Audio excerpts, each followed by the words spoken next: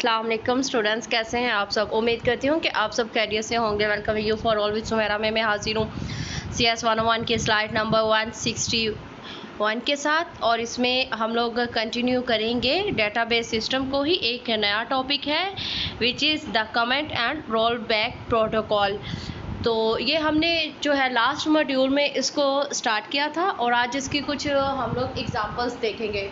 तो students, lecture start करने से पहले अगर आप मेरे चैनल पे न्यू हैं और अभी तक आपने मेरा चैनल सब्सक्राइब नहीं किया, अभी आप मेरा चैनल सब्सक्राइब करें ताकि मेरी आइंदा आने वाली मज़ीद जितनी भी लेक्चर्स की वीडियोस है, वर्चुअल यूनिवर्सिटी की लेटेस्ट अपडेट है, असाइनमेंट्स, क्विज़ सॉल्यूशंस है, इजीली आप लोगों तक पहुंच सके। तो स्टार्ट करते हैं हम आज का अपना lectures which is comment roll back protocol. सबसे पहले जो है हमें यहाँ पे कहा गया है कि कहता है the transfer of funds from one bank account to another account, कि हमारे पास जो है ये यहाँ पे आपके जो है 3 सिचुएशंस दी हुई है। कहता है कि आपने एक बैंक अकाउंट से दूसरे बैंक अकाउंट में जो है कुछ फ़ंड ट्रांसफ़र करना है, या आपने एक जो है एयरलाइन में कोई सीट रिज़र्व करवाई थी उसको कैंसिल करवाना है, या किसी यूनिवर्सिटी कॉलेजेस में आपने किसी स्टूडेंट की रजिस्ट्रेशंस करवानी है। देखने में ये सभी एक टास्क लग रहे हैं, लेकिन क्या है कि इनके बिहाइंड हमें जो है थोड़े टास्क परफॉर्म करने होते हैं। अगर स्टूडेंट्स की रजिस्ट्रेशंस को देखें तो स्टूडेंट्स की रजिस्ट्रेशंस के पीछे हमें जो है खाली एक रजिस्ट्रेशंस के पीछे हमें स्टूडेंट का नेम एंटर करना होगा, फिर स्टूडेंट का जो है रजिस्ट्रेशंस का फॉर्म फिल करना होगा, और उसके बाद जो है स्टूडेंट्स की जो है प्रीवियस क्या है, CNIC नंबर है, डिफरेंट मतलब इसमें जो है ना चीज़ें हैं। तो ये सारी मिलके क्या करेंगे, एक जो है टास्क कर रही है कि एक सिंगल ट्रांजैक्शंस के पीछे जो है हमें मल्टीपल स्टेप्स परफॉर्म करने होते हैं।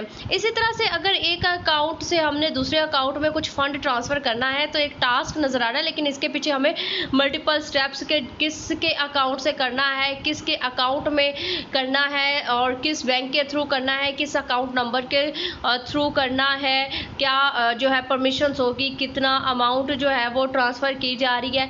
ये क्या है कि हमें सिंगल स्टेप के पीछे, सिंगल ट्रांजैक्शंस के पीछे मल्टीपल स्टेप्स परफॉर्म करने होते हैं। जब मल्टीपल स्टेप्स परफॉर्म करने होते हैं तो हमें जो है यहाँ पे बहुत ज़्यादा चीज़ों को मद्देनज़र रखना होता है। अगर हम उन चीज़ों को मद्देनज़र नहीं रखेंगे तो हमारी जो ट्रांजैक्शंस में अगर एक भी स्टेप में कोई चीज़ गलत होती है तो इसका जो है हमें खमियाजा जो है, इसके जो नताइज है वो बहुत संगीन हो सकते हैं। लेट्स सपोज कि अगर एक अकाउंट से दूसरे अकाउंट में हम लोग रजिस्ट्रेशन जो है फ़ंड ट्रांसफ़र कर रहे हैं, और यहाँ पर अगर अकाउंट नंबर ही गलत हो जाए तो क्या होगा, अमाउंट इनकरेक्ट अकाउंट में ट्रांसफ़र हो जाएगी। अगर जो है कैंसलाइजेशंस है एयरलाइन में, तो क्या है कि अगर हम जो है नंबर कोई गलत दे दो तो मे भी किसी और की जो है कैंसिल हो जाए। तो क्या है कि सिंगल स्टेप भी हमारे जो है पूरी ट्रांजैक्शंस पे काफ़ी जो है असर रखता है। मिसाल के तौर पर जो है यहाँ पे आप लोगों को अब ये है कि जब हम लोग एक अकाउंट से दूसरे अकाउंट में कुछ अमाउंट ट्रांसफ़र कर रहे हैं, अब आपने एक अकाउंट से दूसरे अकाउंट में जो है करनी है, अमाउंट ट्रांसफ़र करनी है, तो इसके लिए हमें कुछ जो है स्टेप परफॉर्म करने होंगे। देखिए, एक जो है आपने जो है बाल्टी से गिलास लिया, ठीक है, बाल्टी भरी हुई है, बाल्टी से आपने पानी डालना है गिलास में। तो अब जब आप पानी बाल्टी से लेंगे तो इसमें क्या होगा, अब इसमें जो है हमारे पास बाल्टी से जब पानी जाएगा तो हमारा जो पानी है बाल्टी का वो कम होगा।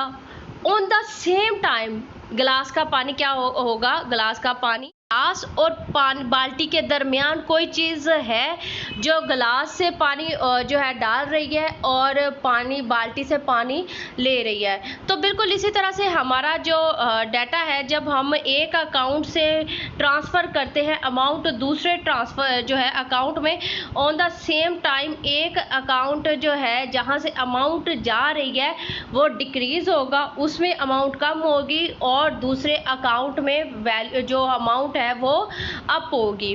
ठीक है, वो इंक्रीज़ होगी। तो अब यहाँ पे हमारे पास है कि जब हमारा ये सारा ट्रांजैक्शंस कहाँ पे हो रही है, हमारी डेटाबेस कर रही है, तो हमारा जो परमानेंट डाटा स्टोर होता है वो कहाँ पे होता है, हमारा परमानेंट डाटा स्टोर होता है मेमोरी पे, और टेम्परेरी तौर पे डाटा स्टोर होता है रजिस्टर पे।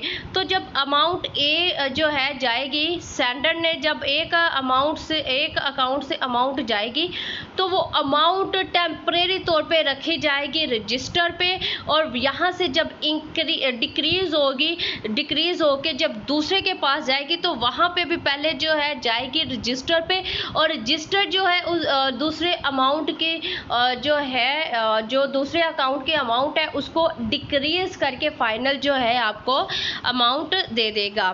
कहते हैं how much handle each such situations, कहता है कि हमारे पास ये जो सारा जो है ट्रांजैक्शंस हो रही है, तो इसमें जो है एक अमाउंट जा रही है, अमाउंट आ रही है, तो आपने देखा कि काफ़ी लंबा प्रोसीजर है।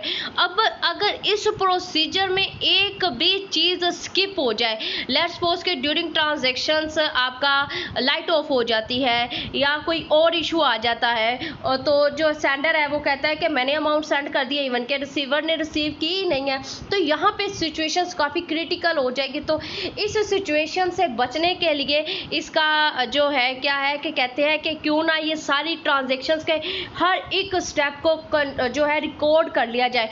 तो इसका जो रिकॉर्ड का जो प्रोसीजर्स होता है वो हमारे पास कहलाता है कमेंट पॉइंट।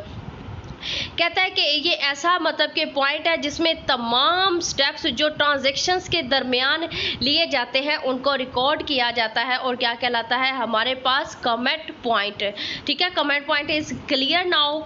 अब नेक्स्ट हमारे पास है रोल बैक। अब देखें कि जो है अगर जो है ट्रांजैक्शंस के ड्यूरिंग ट्रांजैक्शंस मिडल में ही स्टॉप हो जाती है, तो अब क्या है कि जो है दूसरा बंदा क्लेम कर देता है कि जो है ये चीज़ हुई है या ये चीज़ नहीं हुई है, तो उस चीज़ को क्लियर करने के लिए हम लोग क्या करेंगे, कमेंट में जो रिकॉर्डिंग हमने की है उसमें जाके उस चीज़ को देखेंगे। तो इसमें हम लोग एक स्टेप जो है या 2 स्टेप बोलें या 3 स्टेप कहें, ये हम लोग बैक में जो है जा रहे हैं, रिवर्स में जा रहे हैं। तो ये रिवर्स में जाना हमारे पास क्या कहलाता है, roll back he protocol.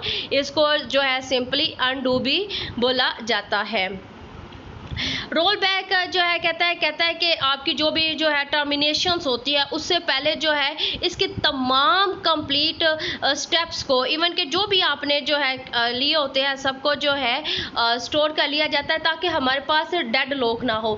Now here is a new concept dead lock. अगर मैं आप लोगों को सिंपल जो है एग्जांपल दूँ रियल लाइफ से, तो आप लोग जा रहे हो एक रोड पे, ठीक है, रोड पे जो है ट्रैफिक जाम हो गई है। अब ट्रैफिक जाम हो गई है ना, जो है आपके पास ऐसी सिचुएशन में आप हो कि आप बिल्कुल सेंटर में फंस गए हो और ना कोई गाड़ी आगे जा रही है ना पीछे जा रही है, ना दाएं में और ना बाएं में कहीं पे भी कोई स्पेस नहीं है। तो यहाँ पे क्या होगा कि यहाँ पे सिचुएशंस हो जाएगी, आप टोटली तौर पे हो गए हो लॉक। तो जो है अब ना तो जब तक जो है ये सिचुएशन ऐसी होती है कि जब आप ऐसी चीज़ के इंतज़ार में जो है बैठ जाओ जो चीज़ कभी जो है वाकया ही नहीं होनी है। तो ये सारी सिचुएशंस क्या होती है, डेड लॉक होती है। इसको जो है नेक्स्ट आपका कोर्स होगा ऑपरेटिंग सिस्टम, उसमें जो है बहुत बारीकी से इसको आपको डिफाइन किया जाएगा। तो हमने बेसिकली प्रिविलेज करना है किससे, जो है डेड लॉक को। ठीक है, एमसीक्यूज आप लोगों का यहाँ पे बनता है, इसमें हम लोग किससे जो है सेव करते हैं, डेड लॉक को। नेक्स्ट हमारे पास है कैस्केडिंग जो है रोल बैक।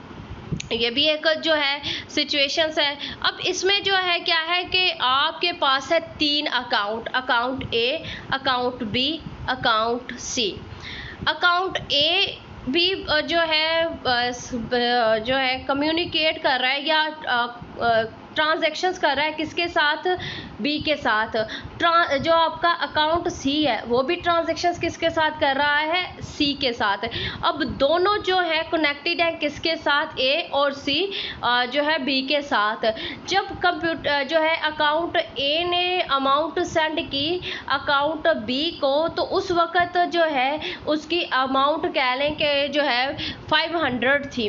तो अब जो है ए उसको ले रहा है 500 और बी उसमें जो है उसको इंक्रीज़ कर दिया, और बी ने लेट्स सपोज कि 500 मज़ीद भेज दिया। टोटल कितनी अमाउंट हो गई, 1000। अब बी भी उसको जो है ले रहा है 500, जबकि उसने मज़ीद उसमें से डिक्रीज़ करना है।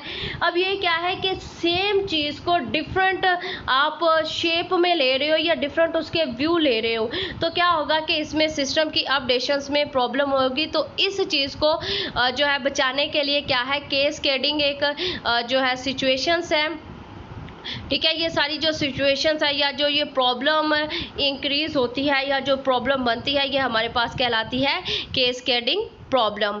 तो स्टूडेंट्स आज हमने इसमें जो है पढ़ा कि कैसे जो है हमने डाटा की इंटेग्रिटी को जो है अलाउ मतलब करना है, इस पर कैसे लागू करना है ताकि हमारा डाटा इंटेग्र जो है बिल्कुल करेक्ट हो, एक्यूरेट हो, कहीं पे भी जाके कोई इसमें मिस्टेक ना हो। तो डिफरेंट हमने इसमें मेथड पढ़े, कमेंट लॉग पढ़ा, ठीक है। कमेंट लॉग में आप पूरे का पूरा क्या करोगे, रिकॉर्ड करोगे, रोल बैक में कुछ स्टेप रिवर्स में जाओगे, और कैस्केडिंग रोल बैक में क्या है कि एक ही चीज़ जब डिफरेंट सिचुएशंस उस पर हो जाए तो अपडेशंस में प्रॉब्लम होगी, तो इन सब चीज़ों से कैसे हम लोगों ने बाहर निकलना है। ये नेक्स्ट जो है इसमें हम लोग पढ़ेंगे कि कैस्केडिंग को कैसे हम लोगों ने ओवरकम करना है थ्रू लॉक ऑपरेशंस, ठीक है।